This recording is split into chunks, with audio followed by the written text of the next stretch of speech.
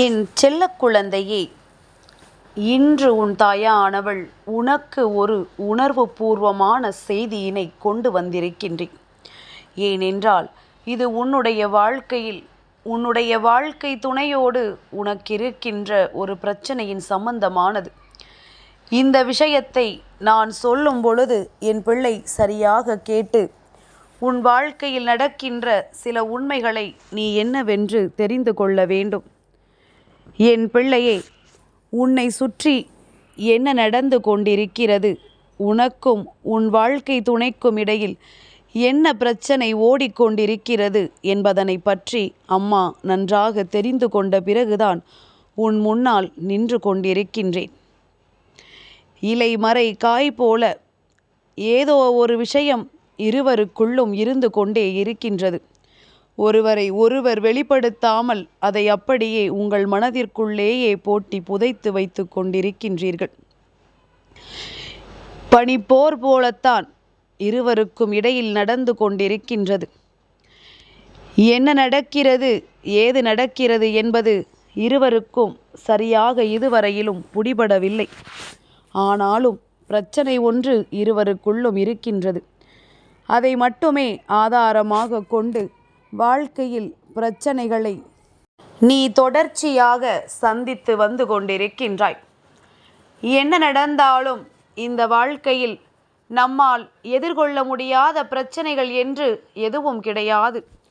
என்ன பிரச்சனையாக இருந்தாலுமே அதில் எதிர்கொள்ளக்கூடிய திறமை நிச்சயமாக உனக்குள் இருக்கின்றது. ஆனால் உனக்கும் உன் துணைக்கும் இடையில் இருக்கின்ற பிரச்சனைக்கு இடையில் இன்னொருவர் இருக்கிறார் எனும் பொழுது இது சற்று கடினமான விஷயம்தான். இதை சந்திப்பது சற்று கடினம்தான் அல்லவா? என் பிள்ளையே, என்ன நடக்கிறது, ஏது நடக்கிறது என்று உனக்கு வேண்டுமானால் இலைமறை காய் போல் இருக்கலாம். ஆனால் உன் தாயானவள் எனக்கு அத்தனையும் வெட்ட வெளிச்சமாகவே தெரியும். ஒரு பெண்தான் இத்தனைக்கும் காரணமாக இருக்கின்றாள். ஒரு பெண்தான் உன்னுடைய வாழ்க்கையில் நடக்கின்ற அத்தனை கஷ்டங்களுக்கும் முதன்மையான காரணமாக இருந்து கொண்டிருக்கின்றாள். இவள் செய்கின்ற விஷயங்களை எல்லாம் பார்க்கும் பொழுது என் பிள்ளைக்கே மனது மிகுந்த வேதனைப்படுகின்றது. என்ன நடக்கிறது, ஏது நடக்கிறது என்று சொல்லி என் பிள்ளை பட்ட கஷ்டங்கள் அத்தனையையும் நிச்சயமாக நான் அறிவேன். உன்னை சுற்றி என்ன நடந்தாலும், உன்னை சுற்றி எந்த விஷயங்கள் வந்தாலும் அதிலிருந்து என் பிள்ளை தன்னுடைய வாழ்க்கையை மீட்டெடுக்கக்கூடிய திறமையை பெற்றிருக்கிறாய். இவ்வளவு திறமைகளும் உனக்குள் இருந்த பொழுதிலும் என் குழந்தை தன்னுடைய வாழ்க்கையில் இருக்கின்ற எல்லா விஷயங்களையும் நினைத்து நினைத்து நீ வருத்தப்பட்டு கொண்டிருக்கின்றாய். வெளியில் வெளிக்காட்டவில்லை என்றாலும் மனதிற்குள் நீ படுகின்ற வேதனை என்னவென்று நிச்சயமாக என்னால் புரிந்து கொள்ள முடிகின்றது. வெளியில் சொன்னால் நம்மை எல்லோரும் தவறாக நினைத்து விடுவார்களோ என்ற எண்ணம், நமக்கு இப்படி பிரச்சனை நடக்கிறதே என்று சொல்லிவிடுவார்களோ என்கின்ற எண்ணம். என் குழந்தையே, இதையெல்லாம் தெளிவாக தெரிந்து கொண்டு உன்னுடைய வாழ்க்கையில் உன்னை சுற்றி நடக்கின்ற எல்லா பிரச்சனைகளையும் நீ சரியாக உணர்ந்து கொள்ள வேண்டும். இது போன்ற கஷ்டங்கள் யார் வாழ்க்கையிலும் வரக்கூடாது என்று நீ நினைப்பாய். மற்றவர்களும் அதுபோலத்தான் நினைக்கிறார்கள். ஏனென்றால் அவர்களுக்கு உன்னை விட பல மடங்கு பிரச்சனை வாழ்க்கையில் இருக்கிறது. இப்படி உன்னுடைய வாழ்க்கையில் உன்னை சுற்றி இருக்கின்ற விஷயங்கள், இந்த வாழ்க்கை உனக்கு சுற்றி கொடுக்கின்ற பிரச்சனைகள் என்று இத்தனை காலமும் என் பிள்ளை நீ சந்தித்த வேதனைகள் எல்லாம் ஏராளம். உன்னை சுற்றி நடப்பது எல்லாம் என்றுமே உனக்கு இந்த வாழ்க்கைக்கு உறுதுணையாக இருக்கும் என்று நீ நினைப்பாயானால் நிச்சயமாக எதிர்வரக்கூடிய சூழ்நிலைகளை எல்லாம் நீ தெளிவாக உணர்ந்து கொள்வாய். என்ன நடந்தாலுமே அது நம் வாழ்க்கையில் நமக்கானதாக இருக்கும் என்று நீ முதலில் நம்ப தொடங்கு. உன் துணைக்கும் உனக்கும் இடையில் இருக்கின்ற பிரச்சனைக்கு ஒருவர் காரணமாக வந்து சேர்கிறார் என்றால் இந்த பெண்ணை நாம் சற்று உற்று நோக்கி கவனிக்க வேண்டும்.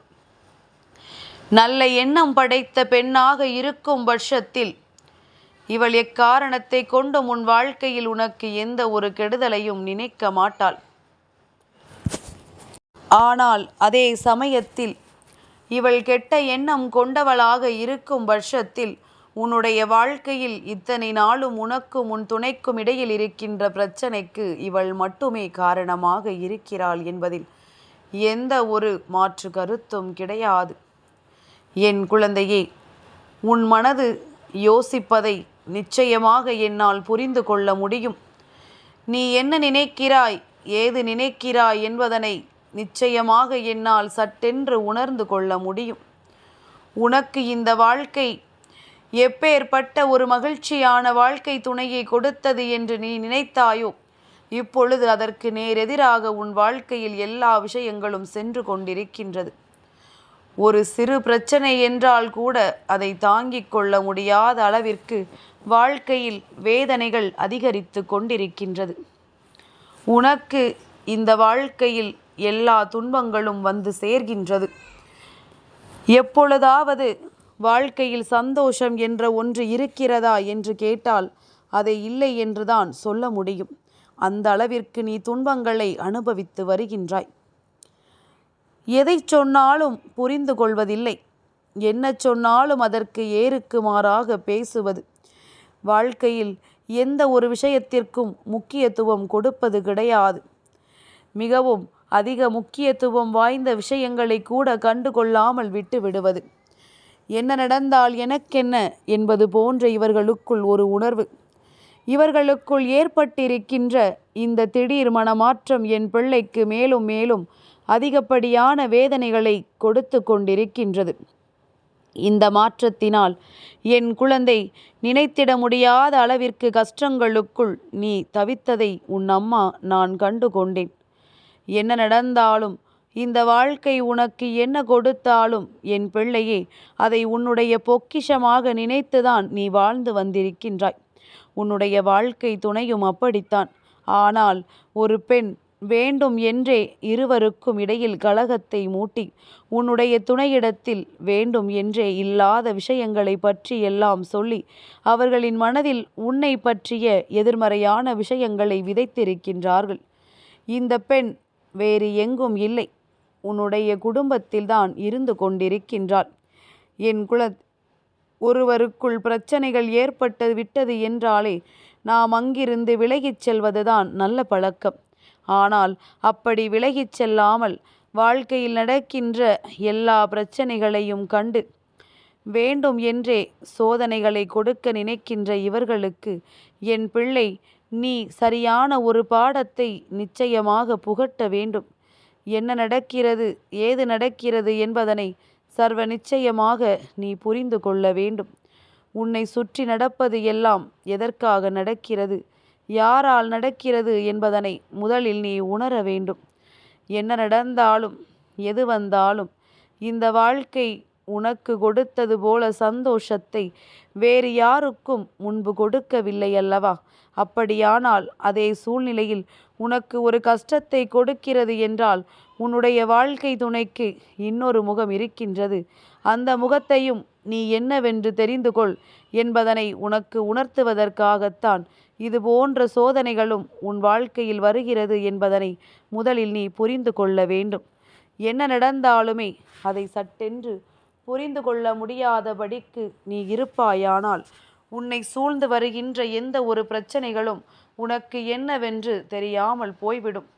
உனக்கு நடப்பது எல்லாம் எந்த நிலையில் இருக்கிறது என்பது உனக்கு புரியாமல் போய்விடும்.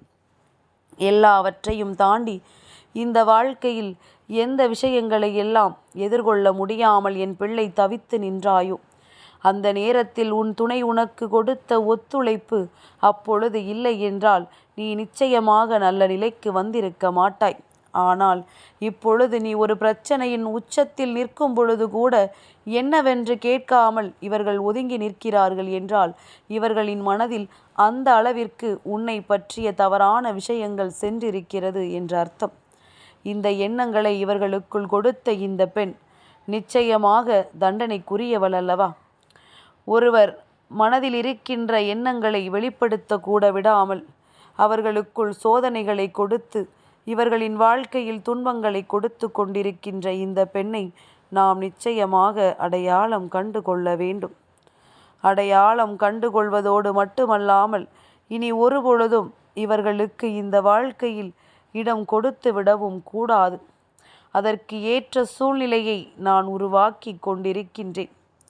அப்படி உன் தாயானவள் என்ன நடத்தி கொண்டிருக்கிறாள் என்று உனக்கு சந்தேகம் வருகின்றதா? என் பிள்ளையே, உன்னுடைய வாழ்க்கையில் மேலும் மேலும் பல விஷயங்கள் உன்னை சுற்றி வந்து உனக்கு கொடுக்கின்ற நன்மைகள் என்று இவை எல்லாவற்றையும் நீ சிந்தித்து வருத்தப்பட்டது எல்லாம் போதும். இனிமேல் என்ன நடக்கிறது என்பதனை நீ யோசிக்க வேண்டிய தருணம் உனக்கு வந்துவிட்டது. இனி உன்னுடைய வாழ்க்கையில் நடக்கப் போகின்ற ஒவ்வொரு நல்ல விஷயங்களை பற்றியும் நீ சரியாக யோசிக்க வேண்டும்.